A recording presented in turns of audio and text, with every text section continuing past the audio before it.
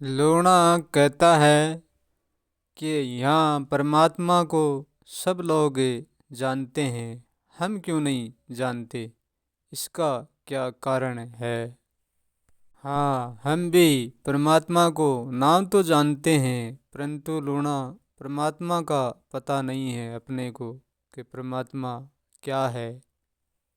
यहाँ परमात्मा का जानना इतना सस्ता है लूणा, बहुत सस्ता है, हर कोई जानता है। एक ऐसा अज्ञान तो एक हम ही है जो हम नहीं जानते, क्योंकि जो सस्ता मिलता है उनको हम पसंद नहीं करते।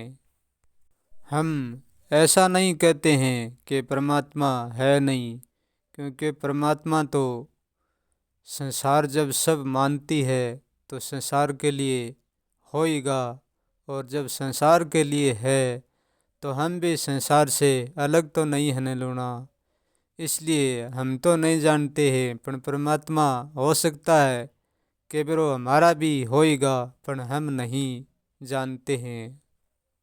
हम इसलिए नहीं जानते लूणा आत्मा परमात्मा को कि हमारा उनसे कभी कोई रिश्ता नहीं जुड़ा, और ना कभी कोई काम पड़ा, और ना कोई उनसे आवश्यकता आन पड़ी, और ना मुझे कभी परमात्मा की जरूरत पड़ेगी। आत्मा परमात्मा यानी भगत भगवान ब्रह्म, उन शब्दों से कभी कोई काम नहीं पड़ेगा, पड़ा भी नहीं और पड़ेगा भी नहीं, क्योंकि हमारा जीवन अटल स्वतंत्र है, वो बिन परमात्मा के भी नहीं चलता है।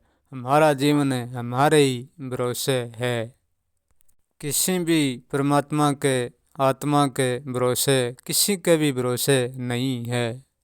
इसलिए हमारा कोई आत्मा परमात्मा से लेना देना नहीं है और नहीं कभी होगा।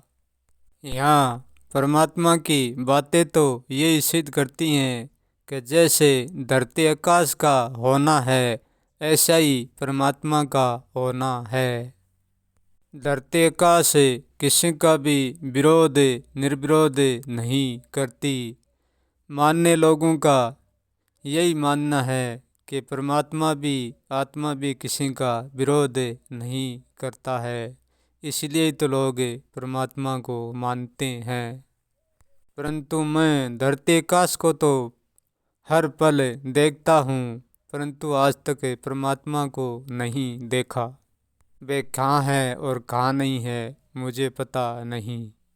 मैं जो भी बातें करता हूँ वह किसके आधार पर करता हूँ, ये ज्ञानी जन जानने वाला स्वयं ही जान लेगा।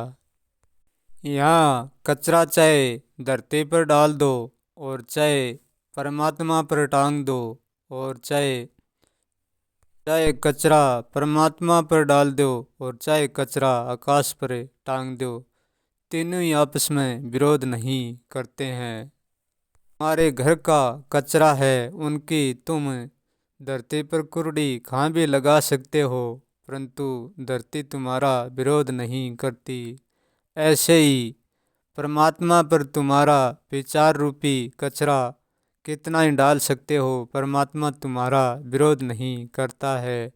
ऐसे ही आकाश पर तुम चाहे कितना ही कचरा टांग दो, आकाश नहीं विरोध करता है, क्योंकि पेड़ अपना कचरा अपने ऊपर आकाश में ही टांगिया रखता है। ना तो आकाश विरोध करता और ना धरती और ना यहाँ का परमात्मा। जो परमात्मा पर अपना कचरा डाल देते हैं उनको खुली चुनौतियों से नहीं लड़ना पड़ता।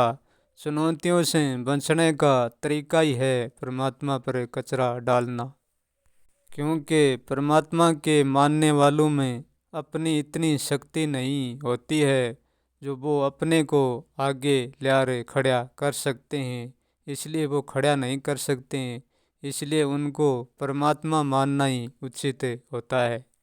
अपने को सबके सामने रखना लूणा सरल कहाँ होता है। खुद को बना कर रखना तो फिर भी कुछ सरल है, पर खुद को मिटा कर रखना तो बिल्कुल ही सरल नहीं है, क्योंकि परमात्मा पर अपना विचार रूपी कचरा वो ही थोपता है जो अपने कचरे को संभाल नहीं सकता। अपने कचरे के बोझ से अपने जान में खाली रहता है, परंतु वो खाली नहीं हो सकता। जो अपने को सबके सामने रखता है वो अपने कचरे को संभाल कर रखता है। अपने विचारों को एक फूलों का रूप देता है और आनंद सुगंधी लेता है। उनका विचार उनको सदा ही आनंद करता रहता है, ढकता नहीं है। दूसरों को मानने वाला हमेशा ही पर्दे के भीतर ही रहते हैं, मैदान में कभी नहीं उतरते। जो पर्दा तोड़ देता है उसका आत्मा परमात्मा भी उसी समय ही टूट जाते हैं। मैं किसी को ये नहीं कहता हूँ कि परमात्मा को मत मानो, जिसको अच्छा लगे वो वही करो, परंतु मैं इतना अवश्य कहता हूँ जो आपको नहीं जानेगा वो बंधन से कभी छूट नहीं पाएगा। परमात्मा का बंधन भी बंधन है और आपका बंधन भी बंधन है, परंतु आपको जानना बहुत आवश्यकता है, परमात्मा को जानना आवश्यकता नहीं है। खुद को जान जाए तो खुद को भी मिटा देना, उनके भी ऊपर उठ जाना। परंतु परमात्मा की धारणा इतनी गहरी होगी है, हर व्यक्ति के भीतर से निकालनी नामुमकिन है। जिस दिन ऐसा हो जाएगा, संसार की सारी मैं अपने को जान जाएगी, जिस दिन परमात्मा का गिरना तय हो जाएगा। जब तक ये सारी मैं नहीं जागेंगी, जब तक ये परमात्मा का अंत विश्वास नहीं गिरेगा। परमात्मा सदा तो नहीं रहेगा, परंतु जब तक अंत विश्वास रहेगा, जब तक रहेगा।